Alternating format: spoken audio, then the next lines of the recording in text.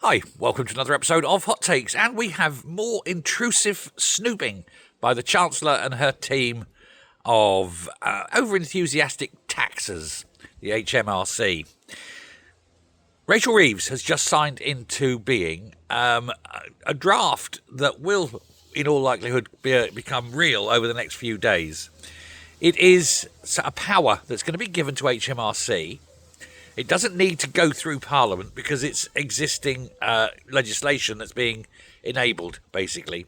And what this will allow the HMRC to do is to snoop into your bank accounts, see how much money you've got, not how much you're earning, how much you've got, predict what interest you're going to pay on that money, and then add it to your tax code so that you get that tax on that income out of your wages, out of your salary, out of your PAYE. So when you get your next paycheck, check your pay slip and you'll see extra tax because they've looked into your savings account.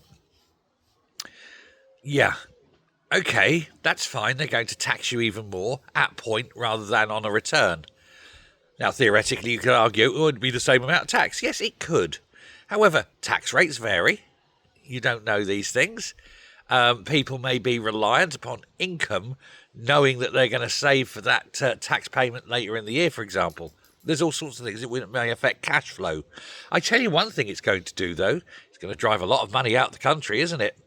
Why would you do that? Why not just go to pick a country of your choice, open up a company there, get a bank account there, dump all your money into that company, a company that pays a lot less in tax, perhaps, than you would on your savings, and then say, oh, well, no, that's where all my my income is now. It's in that company in, Dubai, for example, paying no interest, no tax whatsoever, perfectly legally.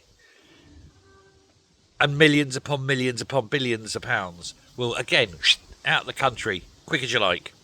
Because, again, this is another example of why Rachel Reeves is so dumb.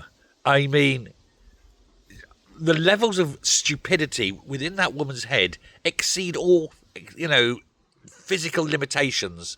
It breaks physics. It's that dense. And we are talking black hole dense. That's how thick she is. She does not understand the consequence of actions. She doesn't understand that when you beat people, they run away. And she continues to beat them because she runs out of money and thinks, oh, we'll tax them more. I need more money. And then the more she taxes them, the less tax she takes because, Laffer curve. What an absolute dim bin we've got as a Chancellor. I mean, it's beyond a joke now.